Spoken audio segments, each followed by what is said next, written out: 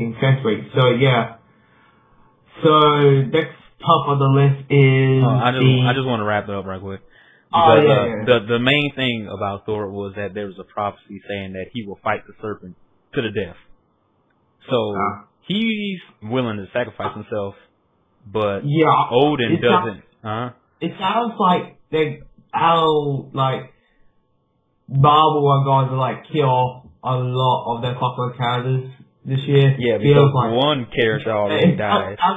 With Ultimate Spider-Man. Yeah. And it sounds like with this, sacrifice kind of thing, I also feel like Thor is going to die. As long as they don't kill Deadpool, I'm happy.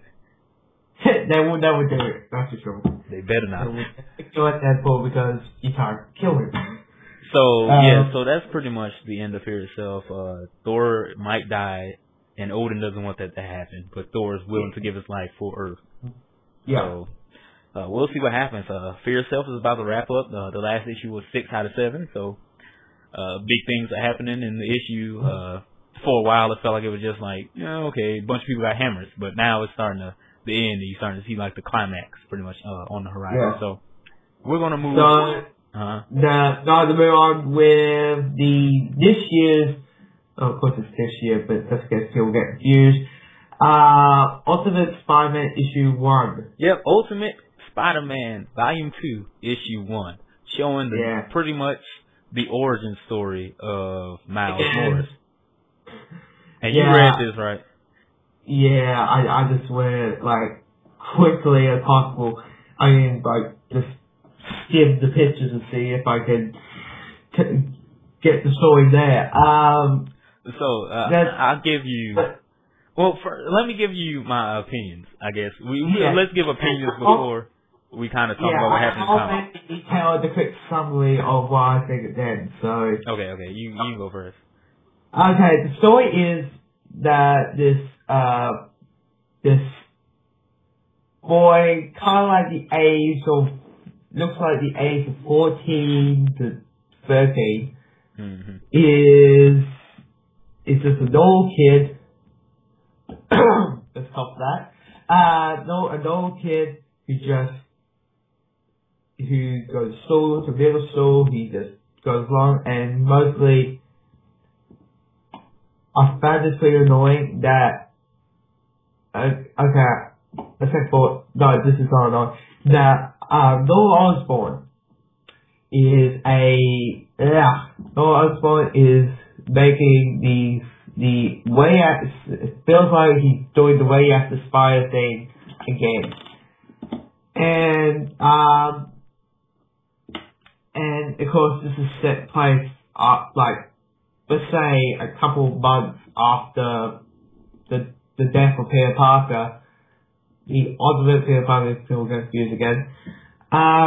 It comes to this, for me, it feels like it just tried to get us, who is this kid, and tried to let us know this person before he gets the powers. I think he's going to get the powers. Second issue, that's all stuff on. He gets the powers. He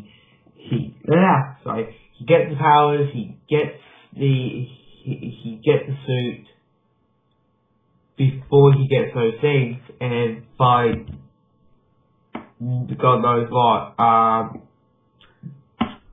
Because so that's how I see the story. Yeah, so let me give you a little summary. Spoiler alerts just in case. Alright, so this, I believe, the comic starts off, I got it open, I'm sure people saw me open it.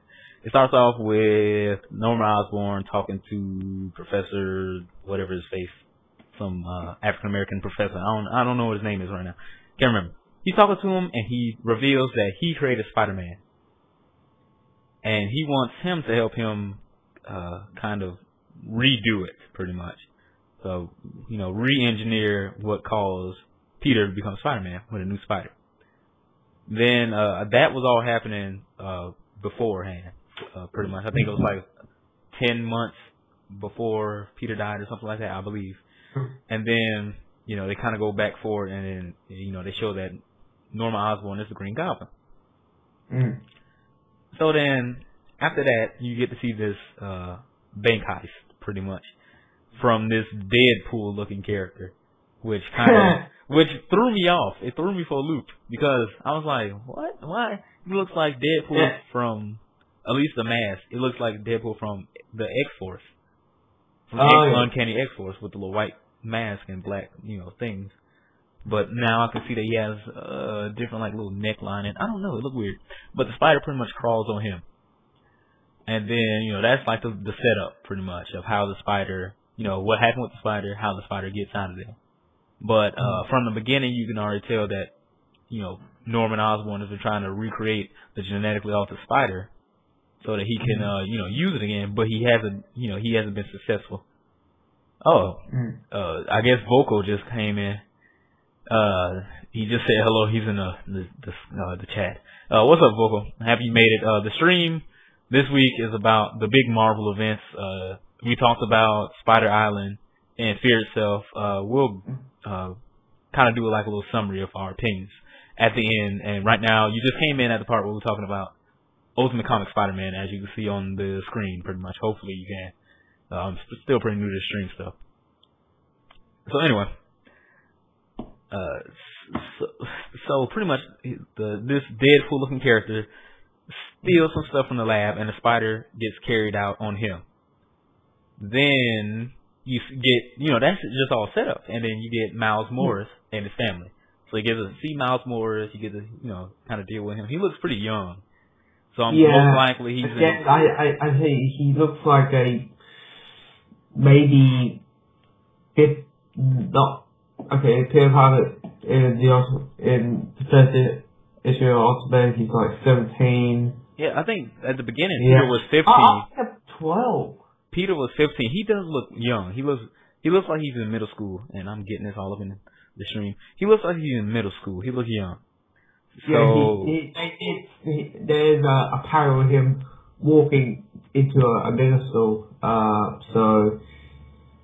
And having like a big principal speech. So yeah. So the one thing I want to talk about is that I enjoyed this book. It gave us a little setup. It made me interested in the next issue. I don't feel like it's the best issue of Ultimate Spider-Man, but it's just the first issue. And for a first issue, it got me interested in Miles and what's going to happen. The couple of things that I want to point out is that I applaud Brian Michael Bendis for his writing in this book, because I've seen him, I was kind of worried because Miles, he's from New York, he's African American, or half, he's half African American, he's half Latino, and Bendis is notorious for writing terrible dialogue, at least for Luke Cage, because I read New Avengers. And, I mean, it was just like straight Ebonics coming out of Luke Cage's mouth. And I was like, I can't understand what the fuck he's saying. Like, it was ridiculous. So, that was always my issue. And I was like, I was waiting for this book to come out. I was happy.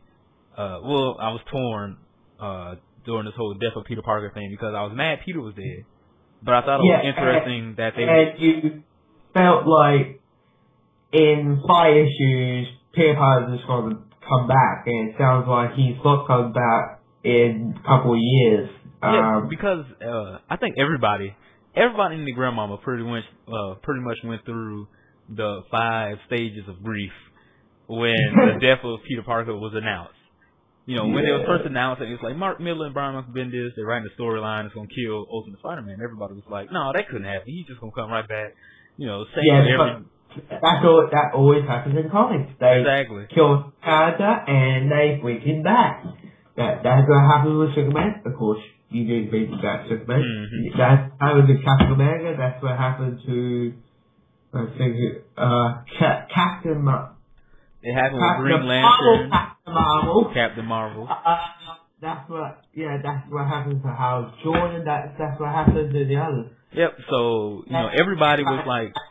So everybody was like, he's just gonna come back. Even I was, kind of in doubt. I was like, if they just gonna have his whole storyline, he'll probably come back just like Ultimate Comics Requiem, where they thought that he was dead, but then Captain America found him under a pile of rubble or whatever.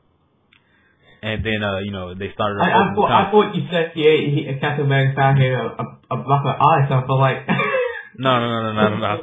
That sounds like a little bit like okay. No, they wouldn't do that. That would be too on the nose. But